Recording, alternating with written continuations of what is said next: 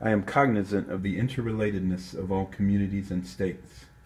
I cannot sit idly by in Atlanta and not be concerned about what happens in Birmingham. Injustice anywhere is a threat to justice everywhere. We are caught in an inescapable network of mutuality, tied in a single garment of destiny. Whatever affects one directly affects all indirectly. Never again can we afford to live with the narrow, provincial, outside agitator idea. Anyone who lives inside the United States can never be considered an outsider anywhere within its bounds.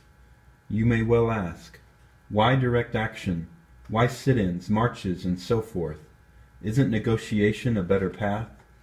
You are quite right in calling for negotiation. Indeed, this is the very purpose of direct action. Nonviolent direct action seeks to create such a crisis and foster such a tension that a community which has constantly refused to negotiate is forced to confront the issue.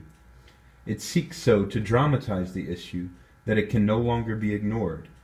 My citing the creation of tension as part of the work of the nonviolent resistor may sound rather shocking.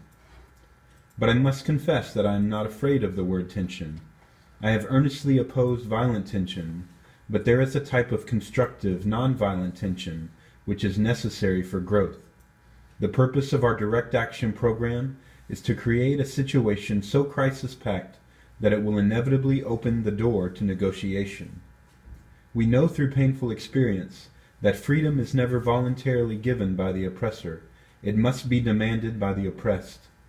Frankly, I have yet to engage in a direct action campaign that was well timed in the view of those who have not suffered unduly from the disease of segregation. For years now I have heard the word wait. It rings in the ear of every African American with piercing familiarity. This wait has almost always meant never. We must come to see with one of our distinguished jurists that justice too long delayed is justice denied.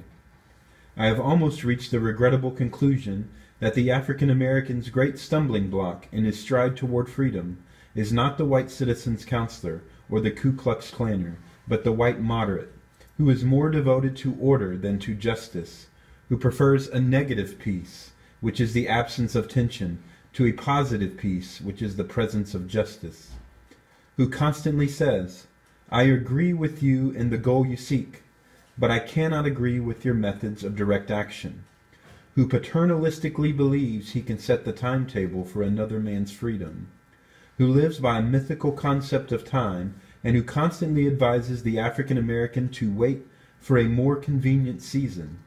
Shallow understanding from people of goodwill is more frustrating than absolute misunderstanding from people of ill will. Lukewarm acceptance is much more bewildering than outright rejection. Time itself is neutral. It can be used either destructively or constructively.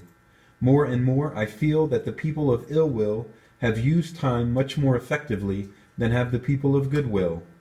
We will have to repent in this generation, not merely for the hateful words and actions of the bad people, but for the appalling silence of the good people. Human progress never rolls in on wheels of inevitability. It comes through the tireless efforts of men, willing to be co-workers with God, and without this hard work, time itself becomes an ally of the forces of social stagnation. We must use time creatively, in the knowledge that the time is always ripe to do right. Now is time to make real the promise of democracy and transform our pending national elegy into a creative psalm of brotherhood.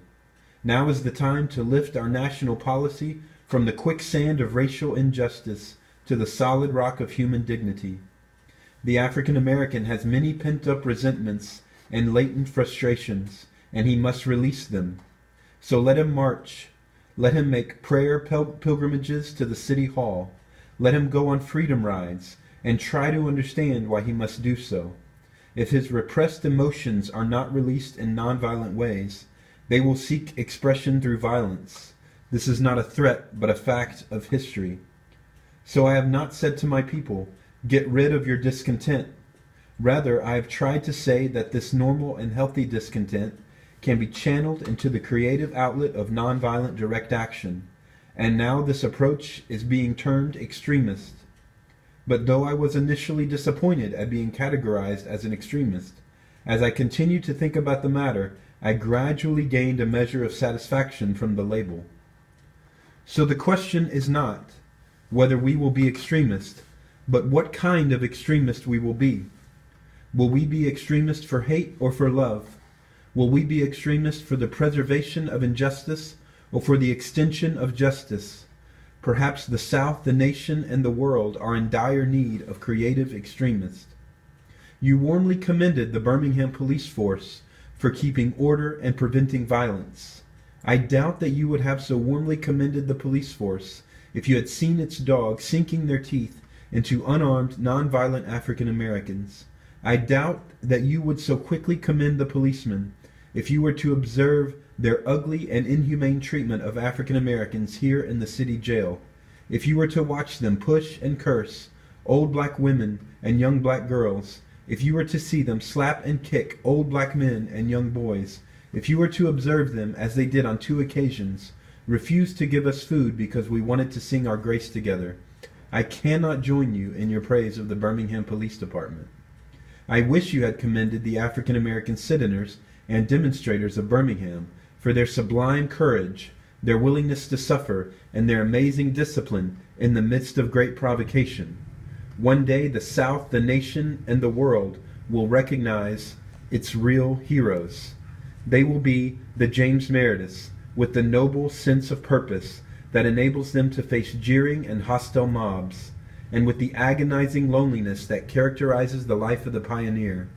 They will be old, oppressed, battered African American women, symbolized in a 72-year-old woman in Montgomery, Alabama, who rose up with a sense of dignity and with her people decided not to ride segregated buses, and who responded with ungrammatical profundity to one who inquired about her weariness.